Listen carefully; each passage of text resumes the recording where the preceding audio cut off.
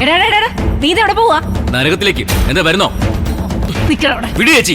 അച്ഛാ, ചേച്ചിക്ക് എന്താ? ഇങ്ങോട്ട് വാ. ചേച്ചി ഒന്ന് വിടാൻ. ഇവൻ പുറത്തു പോകുന്നു. ആ മനോഹരനുണ്ടാക്കിയ വള്ളി കെട്ടിപ്പോയി ചാടാൻ പോവാ. ആദ്യം ആരാ വള്ളിക്കെട്ടുണ്ടാക്കിയതെന്ന് ഞാനൊന്ന് കണ്ടുപിടിക്കട്ടെ. അതെ, അത് അത്യാവശ്യമാളിയാ. നടന്നിരിക്കുന്ന എന്തായാലും കൊടും ചതിയാ. എന്ത് ചതി? ചേടാ, വല്ലവരും കള്ളും കുടിച്ച് വണ്ടി ഓടിച്ച് പോലീസ് പിടിച്ചതിന് ഇവിടെയാ തിത്തിത്തൈ. പ്രേമയുടെ വഞ്ചിപ്പാട്ടും വള്ളപ്പാട്ടും ഒക്കെ കയ്യിൽ വെച്ചാ മതി. രംഗം പറഞ്ഞതാ ശരി. ഇതിലെന്തോ ചതിയുണ്ട്. കാരണം മനോഹരൻ അത്തരം ഒരാളല്ല. ആ പാവം എവിടെയോ അലഞ്ഞു തിരിഞ്ഞ് നടക്കുവാച്ചാ. ഇനിയും സങ്കടം താങ്ങാനുള്ള കെൽപ്പ് ആ പാവത്തിനില്ല. ഞാനൊന്ന് പോയി കണ്ടുപിടിക്കട്ടെ. ഇല്ലെങ്കിൽ എന്തെങ്കിലും കടുങ്കൈ ചെയ്താലോ?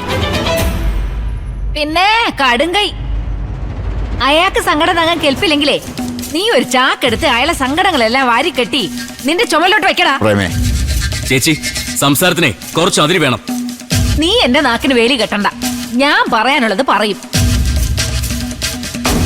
അയാളെ പോലീസ് പിടിച്ചെങ്കിലേ അത് അവരുടെ പ്രശ്നം. അതിനകത്ത് നീ ഇടപെടേണ്ട കാര്യം എന്താ? നിനക്കെന്താ അതിലിത്ര ഉത്തരവാദിത്വം? ഒരു മകന്റെ ഉത്തരവാദിത്വം സുധിയേട്ടനെ നിർവഹിക്കേണ്ട ഉത്തരവാദിത്വം. ഓ, ഒരു മുടിഞ്ഞ ഹൃദയവും ഗതി കിട്ടത്തൊരു ആത്മാവും. ഇനി ഒരു അക്ഷരം മിണ്ടിയാൽ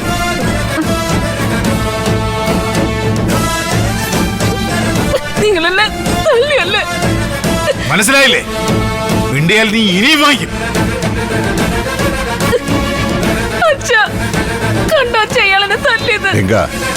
മോശമായി പോയി. അച്ഛാ, ഞാനത് പെട്ടെന്നുള്ള ദേഷ്യത്തിൽ. അതല്ല ഞാൻ ഉദ്ദേശിച്ചത്. ഈ ചടങ്ങ് ഇത്ര വൈകിയത് മോശമായി പോയെന്ന്.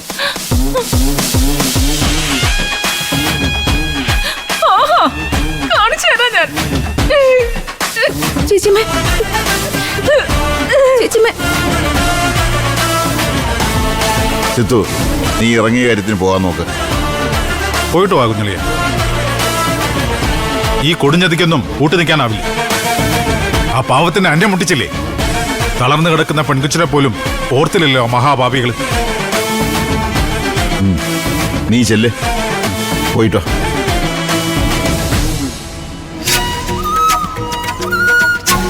എന്നാലും കഷ്ടമായി പോയി അല്ലേ രംഗ? കഷ്ടമെന്നല്ല, മഹാപാപം.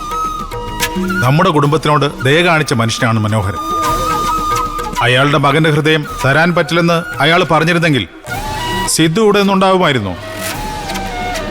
അത് മറന്ന് പ്രേമ സംസാരിച്ചപ്പോഴാ എനിക്കെന്റെ നില തെറ്റിയത്. നടേശനായിരിക്കും ഇതിന്റെയും പിന്നിലല്ലേ? പിന്നല്ലാതാര്? സുധിയുടെ അച്ഛനെ ആരോ ചതിയിൽപ്പെടുത്തിയതാ. കുടിവെള്ളത്തിൽ കുറച്ച് മദ്യം കലക്കി കൊടുത്താലും മതിയല്ലോ പോലീസിന്റെ ഊത്തു മെഷീനിൽ PP അടിക്കാൻ. സിദ്ധു വരുമ്പോ അറിയാം കൃത്യമായിട്ടുള്ള കാര്യം. അത്രയ്ക്ക് ക്രൂക്കരാണല്ലേ അയാൾ? അതെ അച്ഛാ. നമ്മുടെ കുടുംബത്തിൽ കയറി അയാൾ സ്വാതന്ത്ര്യം കാണിച്ചു തുടങ്ങിയപ്പോ ഞാൻ അയാളെ പറ്റി ഒന്ന് തിരക്കി. സർവീസിലിരുന്ന കാലത്ത് യൂണിഫോംഡ് ഗുണ്ട എന്നായിരുന്നു അയാളുടെ വിശേഷം. തിരുവനന്തപുരത്ത് ഫോർട്ട് സ്റ്റേഷനിൽ തിരുവോണത്തലേന്ന് ഉദയകുമാർ എന്നൊരു പാവപ്പെട്ടവനെ ഉരുട്ടിക്കൊന്ന കേസൊക്കെ ഒതുക്കാൻ നിന്ന ആളാ. അന്ന് കഷ്ടിച്ച് തൊപ്പി രക്ഷിച്ചു. പഴയ കക്കയം ക്യാമ്പ് മോഡൽ പീസ് എന്ന് പറയാം.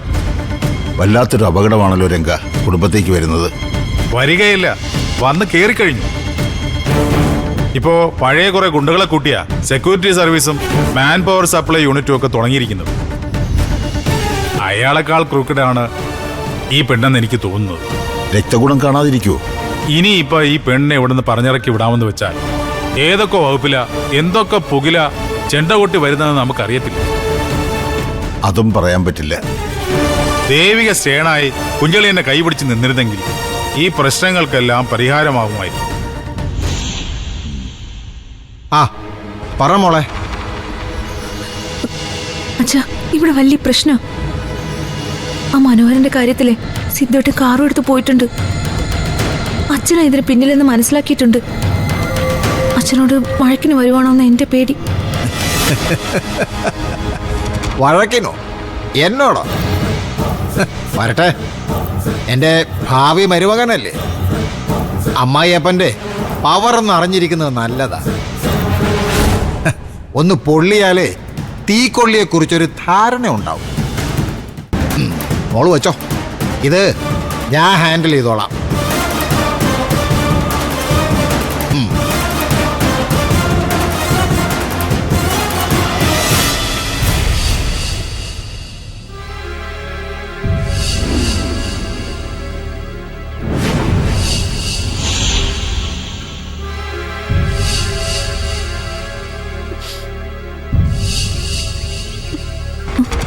ചേച്ചിമ്മേ, സോറി.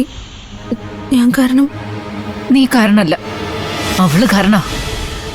ആ ദേവിക കാരണം. ഒറ്റയടി കിട്ടിയതുകൊണ്ടൊന്നും പ്രേമ തളരില്ല. ഇതിന്റെ പലിശയും പലിശയുടെ പലിശയും ഞാൻ അവൾക്ക് തിരിച്ചു കൊടുക്കും.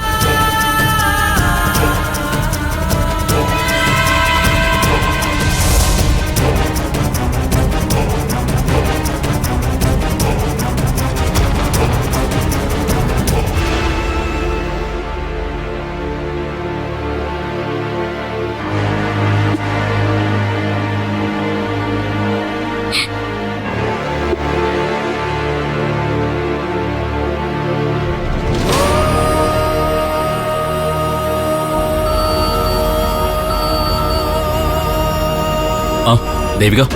ആ, സിദ്ധു അച്ഛനെ കണ്ടായിരുന്നോ? ഇല്ല, ഞാൻ അച്ഛൻ്റെ അടുത്തേക്ക് പോയിക്കൊണ്ടിരിക്കുവാ. അച്ഛൻ എവിടെയെന്നാ വല്ലതും പറഞ്ഞു? പറഞ്ഞു. പക്ഷെ പോരാൻ ഇറങ്ങിയപ്പോ വീട്ടിലൊരു ബഹളം നടന്നു. അയ്യോ, ഇതും വഴക്കായോ? ഏയ്, അത് കാര്യാക്കൊന്നും വേണ്ട. ചേച്ചിയുടെ ഓരോ പിടിവാശികളല്ലേ. പക്ഷേ അച്ഛനും അളിയനും എനിക്കൊപ്പം നിന്നു. അച്ഛനാ പറഞ്ഞത് പോയി വേണ്ടത് ചെയ്യാൻ.